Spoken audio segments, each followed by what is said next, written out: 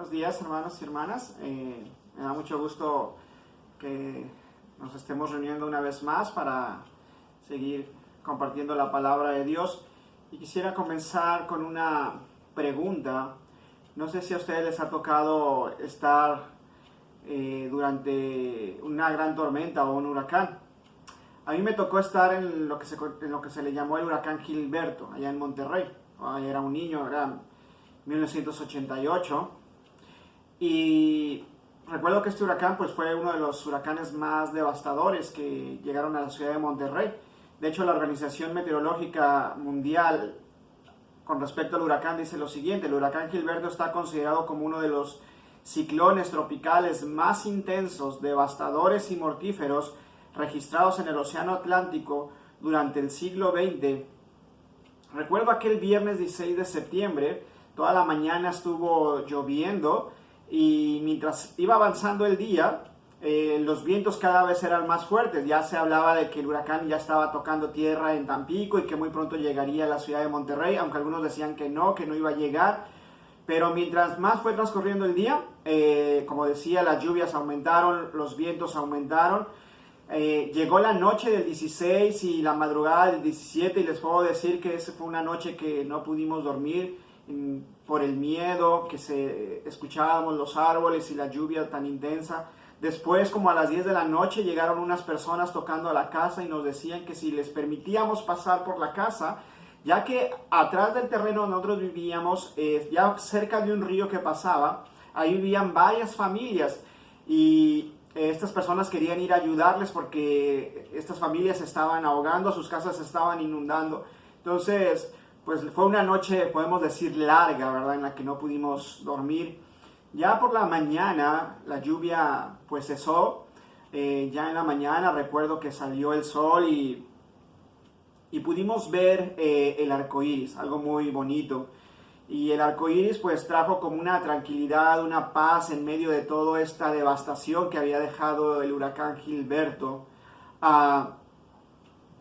El arco iris siempre ha representado, no solamente desde ese momento, sino desde tiempos de Noé, como pudimos ver en la lectura de hace un momento. El arco iris siempre ha representado paz, tranquilidad, confianza, esperanza. Pues como leíamos, Dios le dio a Noé el arco iris como señal de este pacto, de que nunca más destruiría la tierra por medio de agua. Y bueno, nosotros ahorita no estamos pasando por una tormenta, por un huracán, pero sí estamos en medio de una prueba. Y también quisiéramos ver de manera metafórica pues un arco iris que nos indicara que ya esta prueba está pasando. Quisiéramos saber que ya en 2 semanas ya las cosas van a volver a la normalidad, de que ya está la vacuna contra el COVID. Pero bueno, así como Noé pudo ver este arco iris, pero antes de eso, Noé tuvo que pasar por la tormenta. O sea, no hubo otra forma. Antes de poder ver al arco iris, él tuvo que pasar por esa tormenta, por esa prueba. Y en medio de esa prueba que Dios mandó, hay 4 principios que podemos ver en esta historia del diluvio y que yo quiero compartir con ustedes en esta mañana, que sé que serán de gran bendición para tu vida y para mi vida también, de cómo Dios nos quiere mostrar que en medio de la prueba, ¿verdad?, Él quiere que nosotros podamos tener paz, tener confianza en Él, mientras esperamos ese arco iris. Y para ello lo vamos a hacer yendo a los capítulos 7 y 8 de Génesis. Entonces ahí en Génesis capítulos 7 y 8 estaremos meditando en esta mañana y viendo estos 4 principios que quiero compartir contigo. Todos conocemos la historia de Noé, ¿verdad? Así que no vamos a ir verso por verso, solo vamos a ver algunos versículos importantes que nos van a ayudar a entender y que nos van a mostrar estos principios bíblicos que serán de gran bendición para nuestra vida. Y el primer principio es confiar en Dios. Ese es el primer principio que nos muestra esta historia. En el verso 1 del capítulo 7 leemos: dijo luego Jehová a Noé: entra tú y toda tu casa en el arca, porque a ti he visto justo delante de mí en esta generación. El diluvio ya estaba por iniciar. El juicio estaba listo para desatarse sobre toda la humanidad y sobre la creación de Dios. Pero Dios había escogido a Noé y a su familia para salvarles. Pero ahora demandaba de ellos obediencia. Si nos fijamos bien, es una orden la que Dios le está dando a Noé. Le dice, entra tú y toda tu casa en el arca. Dios le estaba diciendo a Noé, si quieres salvarte, tienes que obedecer. Tienes que entrar en el arca. ¿Y cuál fue la respuesta de Noé? ¿Desobediencia? No. Si leemos un poco más adelante, en el verso 5 dice, e hizo Noé conforme a todo lo que le mandó Jehová. Pensemos por un momento en Noé y su familia. Era la primera vez que iba a llover, era la primera vez que iba a haber una inundación, era una expectativa que Noé y su familia no sabían exactamente todo lo que iba a suceder, pero ellos tenían que obedecer, tenían que confiar en Dios. Hablando también de la familia, aunque dice que entró Noé y toda su familia, entendemos y creemos que la esposa de Noé tenía ¿qué? Hermanos, tenía padres, no sabemos si estaban vivos los padres, pero por lo menos los hermanos sí. Las nueras de Noé también tenían familia, tenían hermanos, tenían padres también, pero ellos tuvieron que confiar en Dios, ¿verdad? Y obedecer a Dios y entrar en aquella arca si querían salvarse. Entonces, este primer principio que nos muestra esta historia es la de poder confiar en Dios. Y que confiar en Dios es obedecer a Dios, es creerle a Dios, creer en su palabra. Y si el Señor nos ha dicho a nosotros en su palabra que Él estará con nosotros, ¿qué debemos hacer entonces? Pues creerle a Dios, creer su palabra, que aún en medio de cualquier situación, de cualquier problema, aún que andemos en valle de sombra, Él está con nosotros. Él no nos deja. Entonces tú y yo debemos en estos tiempos seguir creyéndole a Dios, seguir obedeciendo a Dios. El siguiente principio que quiero compartir contigo es esperar en Dios. Una de las cosas más difíciles para el ser humano es que el ser humano no es paciente. Por lo general tendemos a desesperarnos muy rápido. Y yo soy una de esas personas, especialmente si me toca hacer fila. Yane ya se dio cuenta ahora que estuvimos en Monterrey en diciembre, en vacaciones, y nos tocó hacer fila para subirnos al bote que nos iba a llevar. Y era una fila que parecía que no terminaba y yo ya estaba pero desesperado, que no aguantaba estando ahí, no sé cuánto, si fue 1 hora, 2 horas, pero para mí eso fueron casi 6 horas el estar haciendo fila. Yo le decía a Yane, ya ves, ¿para qué estamos aquí? Ya nos tardamos mucho, no hubiéramos hecho fila, no hubiéramos... Pero bueno, trato de no desesperarme, pero sé que cuando pasan estas cosas tiendo a desesperarme, especialmente con las filas, ¿verdad?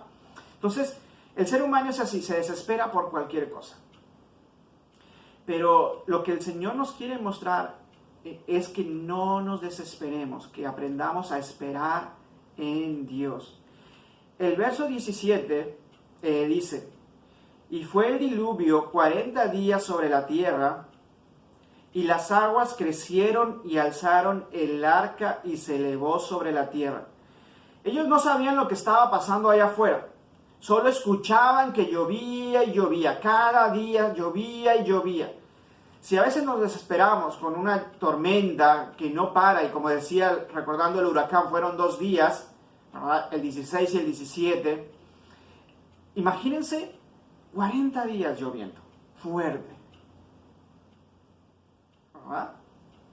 Bueno, pues Noé y su familia tuvieron que ser pacientes. Tuvieron que ser pacientes y esperar y confiar en Dios.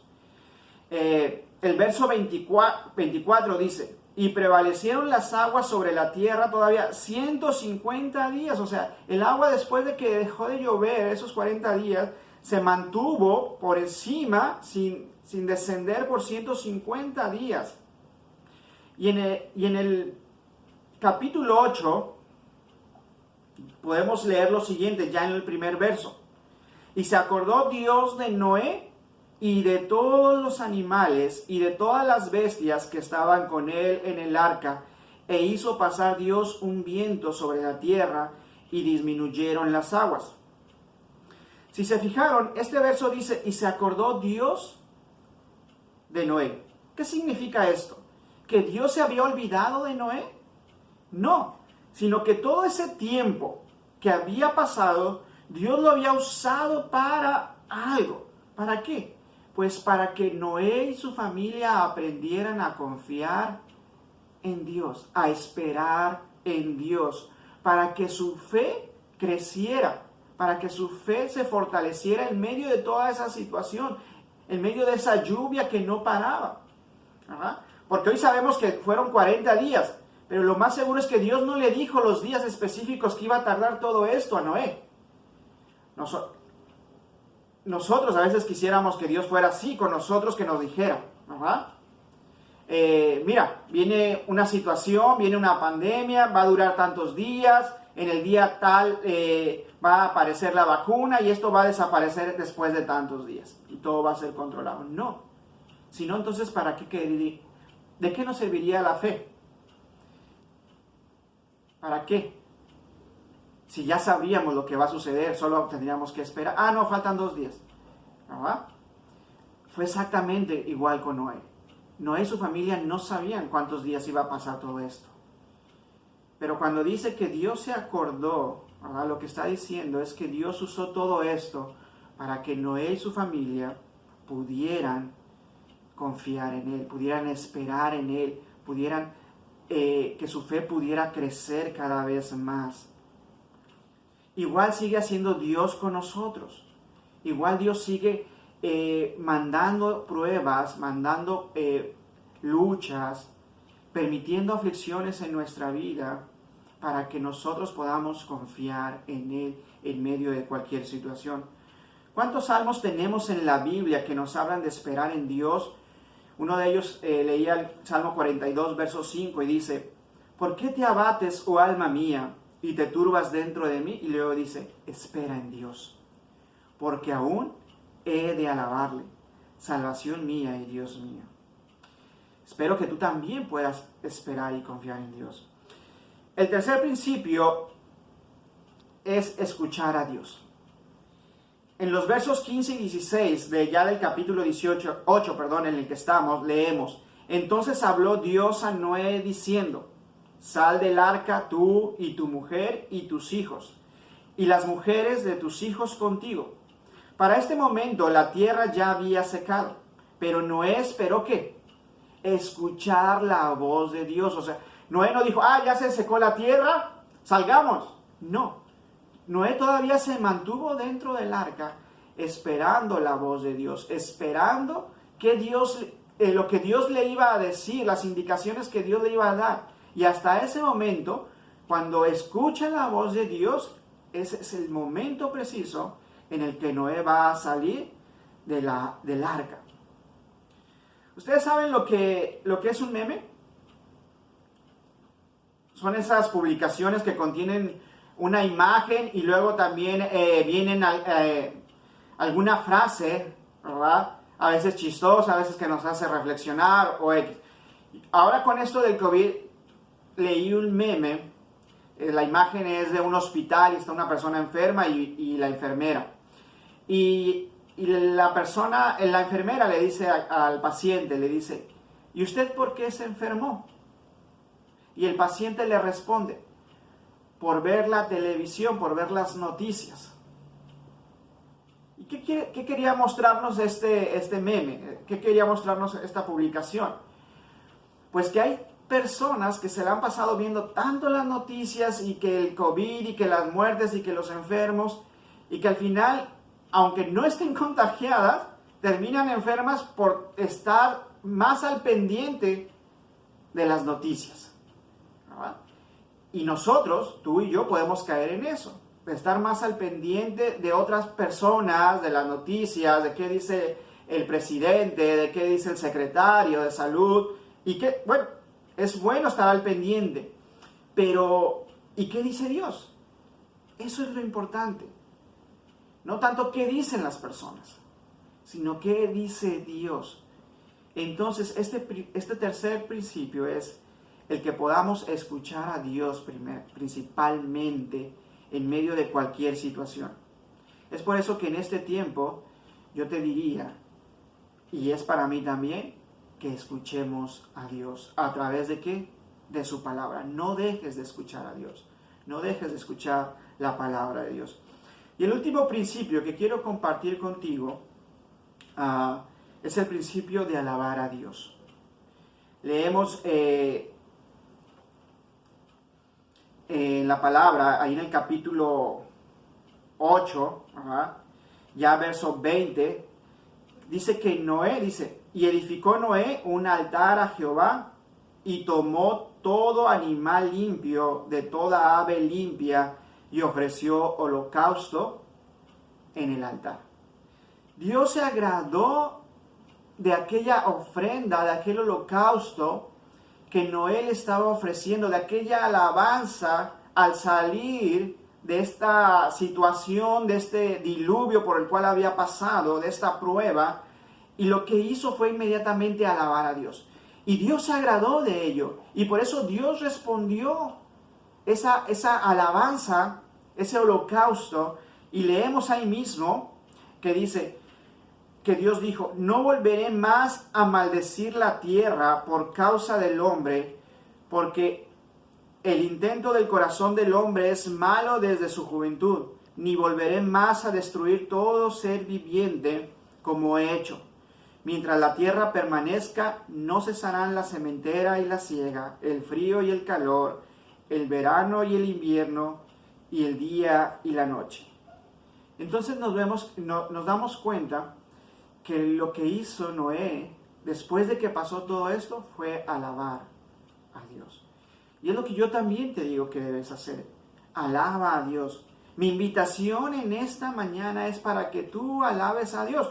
Hoy domingo que estamos reunidos, espero que ahí donde tú estás en tu casa, no solamente estés tú solo o tú sola, sino que también invites a tus hijos, a tu esposo, a tu esposa, a los que estén en tu casa, en tu hogar, y los invites y les digas, vamos en esta mañana a alabar a Dios. Que no estés tú escuchando esta predicación, esta meditación, y que tus hijas estén allá haciendo otra cosa. Que no estés tú solo ahí y tu esposa esté lavando la ropa. No, tomen este tiempo, en esta mañana, para que como familia puedan alabar a Dios. Entonces, ya para terminar, hoy te he compartido 4 principios que tal vez ya conocías, pero que siempre es bueno poder recordarlos, y más en tiempos de angustia, más en tiempos de problemas, de prueba. Estos 4 principios que espero que no solamente se queden en tu mente, sino también en tu corazón y los podamos llevar a la práctica. Primero, confiar en Dios. ¿Por qué? Porque Él es bueno, porque Él no te deja, porque Él ha prometido estar contigo, porque Él es el buen pastor que nos acompaña aún en esos lugares de oscuridad, pero que también aprendamos a ser obedientes. Eso es confiar en Dios. Segundo, esperar en Dios, porque ¿a quién iremos si solo Él tiene palabras de vida eterna? Tercero, escucha a Dios, porque sus dichos y sus promesas son los que te van a mantener firme en medio de la prueba, y no lo que digan las noticias. Y por último, alaba a Dios. Y aunque parezca que no hay nada por qué alabarle, siempre habrá algo por qué alabar a Dios, por qué darle gracias, por qué darle la honra y la gloria a Él. En esta mañana, alaba a Dios. Y que estos principios, entonces, como decía, sean de bendición para tu vida. Que el Señor te bendiga.